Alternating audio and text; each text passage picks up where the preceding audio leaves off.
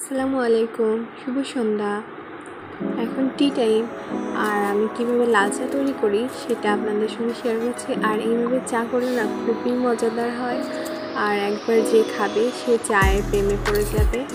এই তো আমি হাঁড়িতে পানি বসিয়েছি চা করার জন্য, আর তার ভিতরে দারচিনি, এলাচ, লবঙ্গ আর একটা তেজপাতা দিয়েছি। পানিটা ওইদিকে ফুটতে ফুটতে আমি একটু আদাও দিয়ে দিয়েছি, আর এটা দিয়ে বেশ কিছু সময় ধরে জাল করব। আমি এখানে আদাটাকে একটু থেতো করে দিয়েছি যাতে রসটা বেরিয়ে আসে আর একটা সুঘ্রাণ বের হয়।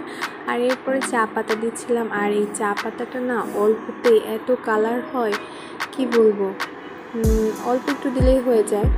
আর এখন চিনি দিচ্ছিলাম, আর আমি চায়ের সঙ্গে চিনিটাকেও জাল করে নিই, আর এই জন্য দিয়েছি। এখন চাটা রেডি, এখন ছেঁকে নেব। তবে আমি এখানে ছাঁকনি ছাড়াই ঢেলে নিয়েছি, কারণ চা পাতি পানিতে পাতিলের নিচে চলে গিয়েছে। আর দেখুন কত সুন্দর একটা কালার হয়েছে, আর যখন ঘ্রাণ বেরোচ্ছিল না পুরো ঘরটা যেন ঘ্রাণে মোমো করছে। আপনারা বাসায় একবার হলেও ট্রাই করে দেখবেন, চাটা কিন্তু অসম্ভব মজা হয়। চা ঢেলে নিচ্ছিলাম, আর মনে মনে ভাবছিলাম শুধু চা হলে হবে না, চাটাও লাগবে। তো চায়ের সঙ্গে টাটাও ব্যবস্থা করছিলাম। আর এখানে আমরা 3 জন খাবো। ওর বাবা এই চা খাবে না এখন সন্ধ্যায়, সে নাস্তা অনেক খেয়ে ফেলেছে তাই বলছিল অফিস থেকে।